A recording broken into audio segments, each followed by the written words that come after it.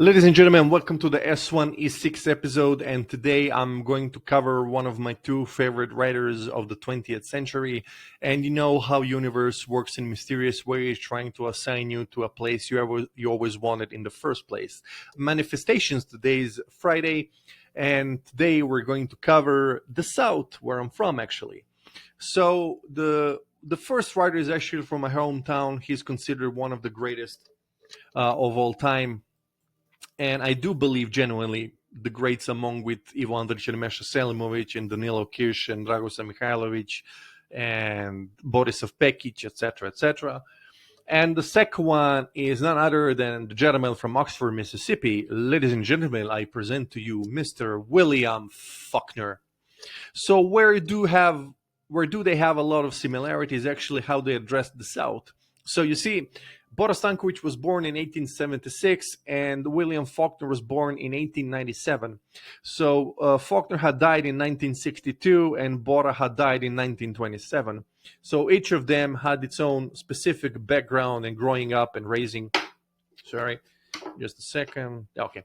So Stanković grew up in my hometown of Ren, and he published his first poem in the magazine Neven in 1896. It was called "Mother at the Grave of Her First Born Child." I know it's fucked up, but that's the name of the poem. And then he published one of the most famous novel works in the history of Serbian literature and Southern, Impure Blood. So what actually Impure Blood talks about, it's about its hometown, the family, and how one girl is being seen through the lenses of other people, her growing up, and some other controversial things that I'm not going to spoil it to you. So enjoy reading Impure Blood. He also, Bora Stanković, wrote Rotten Rose, God's People, Jovcha, and many others as well. So where he was addressing in his novels is actually the time where the people are growing up. So when he was alive and growing up, so the youth themselves in Serbia started to gravitate towards the Western values and more Western tradition ideology, where Bora was very Eastern driven, for people to keep the same tradition our ancestors had, or people, and he had saw the youth kind of distance themselves from the Eastern tradition. That's up to debate. And what I love about Faulkner and Stanković is actually they covered the exact same things they had seen when they were growing up. So Faulkner had described racism at the South, the treatment of the black people in the South when he was growing up, and he was inspired by his grandfather, Colonel, who told him his tales about the South. And his first work was actually Soldier's Pay. He was paid for that, ironically, very little, but that didn't keep him away from writing as well. And then his second work, Mosquitoes and Sertoris, and then he published in 1929 the magnum opus of the 20th century, The Sound and the Fury. So it was taken from Macbeth, where he says it is a tale told by an idiot, full of sound and fury, roll credits, signifying nothing. So when Bora Stanković also wrote, I'll get to Faulkner as well in a second, what Bora Stanković also wrote is one of the other great classics, Koštana. So Koštana is a young gypsy girl who is a very beautiful and tall girl and very charming, and her presence is very encapsulating, and people, according to the sources and the book, would go fucking apeshit in the taverns every time she would sing. So people would fight amongst themselves. There would be tavern brawls. Each of them were trying to marry Koštana. So she was very hypnotizing to the masses, and the way she spoke and sang and moved. And Bora actually catches that spirit in Koštana. So because of her, Mitke, who also has a brother in the book, but his brother works with the police, and Mitke is more of a free man. He is a merchant, if I'm not mistaken. So one time, so the police raids the tavern and they see Mitke with dancers, and his brother is very contemptuous about his attitude because he's getting into trouble over and over again, and he's being criticized and he tells him, stop doing these shenanigans of bullshit of a tavern. You're already a grown man. Go get married. Go make some children. Have children. Just stop doing this. It doesn't benefit us, and the people are gossiping us, and the way you behave, it's been very toxic and erratic. Like, go get some grip, bro. But Mitke is like zero fucks to give. He does not listen to his brother. And then later on, the cop is being confronted by one of the merchants as well, so whose son was also hypnotized by Costana. And the merchant is extremely pissed because nobody is doing anything to arrest Costana. People are still going freely, just going batshit crazy all over the town. And one of my favorite sequences was the dialogue between Mitke and Costana at the end of the books. You see, Mitke is already older, very old in his 40s, but he still wants to feel the youth once again. He still wants to be young, and he still wants to feel just one more time with Costana, to be young and happy again. Because Mitke says in one of his lines when he's doing a mini rant with Costana, he's complaining, venting. He says, I have to go back to my wife who has, she's baking something and she has the powder on her hands. And that's actually, he's saying that I don't want to go to that BS again. It's very boring for me. He wants to feel excitement again.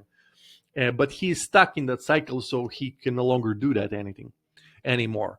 So for me, I think as much as Costana represents beauty and youth, that much, I think, in the brackets, free interpretation of mine, it can be wrong, Costana also represents death. Because when he's holding her hand and he's like complaining like a kid to death to Green Reaper, he's like, dude, come on, just let me relive my youth one more time. Nothing else, please, I beg you. I want to live to be young again. But Costana, aka Dead, doesn't say anything. It just watches him. Very equilibrium-like. So what Bora captured in his books, in his works and novels, is always the constant grasp to catch something that uncatchable, the beauty, the erotic, the youth, the something people had and they no longer have it. They have to, the topic of my videos, move on, and it's very difficult. Where Faulkner aligns is actually Faulkner's characters in his books. So Faulkner in his books, so he captures people who are unable to move on and they blame other people but themselves. They don't look in the mirror. And I'll give an example. Jason Compson, the main antagonist of The Sound of the Fury, he hates just about anyone in the house and detests Benji, detests his own mother and his brother Quentin, who is very intellectual but very tragic. And he was unfortunately inspired by his father to think very Schopenhauer-like about the life, which he shouldn't have. But that's a topic for another time. It's debatable. And what Faulkner has similarities with Boris Stanković is that he's describing the way people just cannot accept the things they are. So they fight as much as they can, even with cost of denial and illusions it's going to cost them, but they still go on. And especially in the South, for example, I don't think that Faulkner South at the time was that much conservative in the relations to the South where I'm from. So South a century ago was highly conservative, and it was highly molded by the opinions of the people. How did you behave and dress and talk and blah blah. But I have to say that even that spirit had transcended into the century later. We still have that thing where where people still give a fuck about who said what, blah blah blah. It doesn't fucking matter, and it will never fucking matter. So, and Faulkner in his works, he's kind of describing the position the people are in. For example, in The Sound of the Fury, the decay of the family is very obvious. It's going bit by bit, very slowly, painfully. It's very toxic, and it's very Automa-like, sentimental send-off to that family who cannot be saved. And also, I have to mention that in As I Lay Dying, also one of my favorite Faulkner's books, Faulkner captures the tragedy of human heart. What I mean by that is that 15 characters or 16 in William Faulkner's book are kind of really torn by themselves when the mother of the house passes away, and to honor her will from the testament, they have to bury her in her hometown of Jefferson. And they're very poor. It's not like they have like some limo carriage where they can send her and give the proper burial. They really have to go. And to intrigue you, for those who still have not read As I Lay Dying or Costana Impure Blood, go read As for As I Lay Dying. It's a very Odyssean tragedy adventure. And it really talks how people, when there is no dignity, they do terrible things to each other. And it's very gripping, and I think it triggered me a bit more than The Sound and the Fury. So the way, and for example, Costana had triggered me much more than Impure Blood, because the topics that we cover, masturbation and the erotic of the female character, and she's presented by Bora in a very uncatchable, it's like this beauty, because Bora had always put his main trope in definition of his literature in South, in Ren, it's always that Quidditch uncatchable beauty, but not just beauty, youth, or anything of that abstract concept. People have tried to grab it, but it's to no avail. It's pointless. You can never catch it. You can only have it in the grasp of your hands, but you can never squeeze it and have it as yours.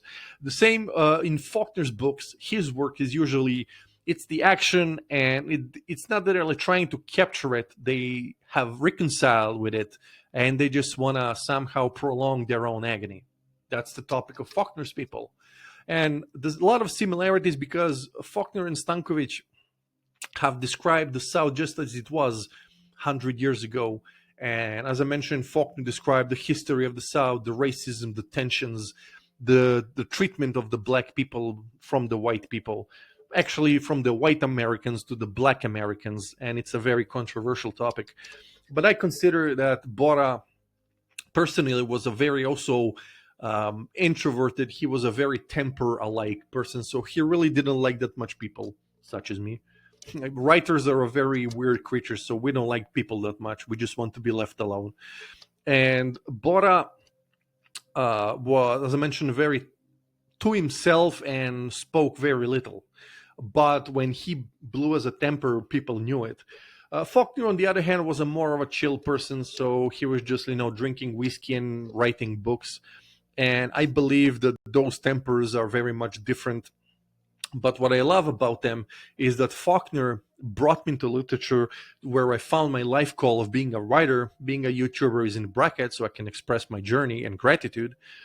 But I consider that I really owe to Faulkner a lot. That's why I started writing. So I've been writing since autumn 2014, so it's been 11 years. I recently finished my first novel, Eyes I Shall Not See Again. I'm working on a Southern trilogy. I'm currently working on my second book, Children from the South, and in the distant future, Feast of the Wolves. So I'm going to cover that Southern trilogy some other time. Once I finish my second book, I'm probably going to explain. Anyway, thank you for being here. I just want to mention that when it comes to Faulkner and Stanković, they are really the mirrors of the South, the Serbian and the American South. So as much as people are going to say, or probably mention in the comments, they haven't seen that much similarities, well, you haven't dug enough. So they have a lot of mirror issues. Just because they are from the different continents on the geographical positions does not really negate or turns off the option to see how that South dealt with their issues and the Serbian South dealt with their own issues. Because the South of the Serbia was the longest under the Turks, some 450 years, and the remnants are still there, but the spirit of the South is still somehow asleep. So where I come from, people from the South have this temper. They are very logical people. I'm talking about people who actually are rational and actually think with their minds, and they're by themselves, their own people. And the characteristics is, aside the bad traits of gossiping and remembering the past, I think Faulkner says the past is not even past. It's not even past. It's not even dead, whatever. So those similarities have a lot to echo in their works. So if you've never read Bora Stanković and you're from United States or other continents, go watch it. Go read. As I mentioned, his notable works are Impure Blood, God's People, Rotten Rose, Kostana, Jovcha, etc.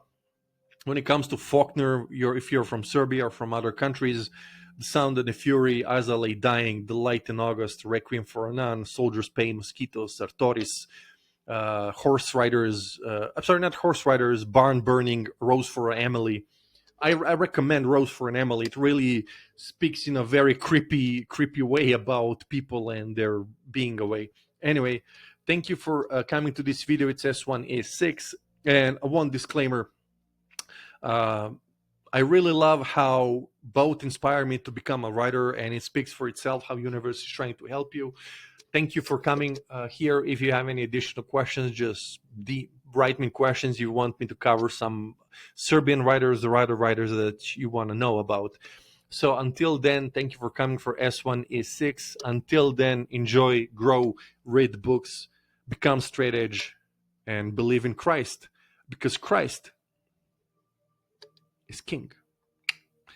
S1E7 will probably be next week, and until that time, I will think about it, what I'm going to talk about. Until then, talk to you soon. Au revoir, mademoiselle.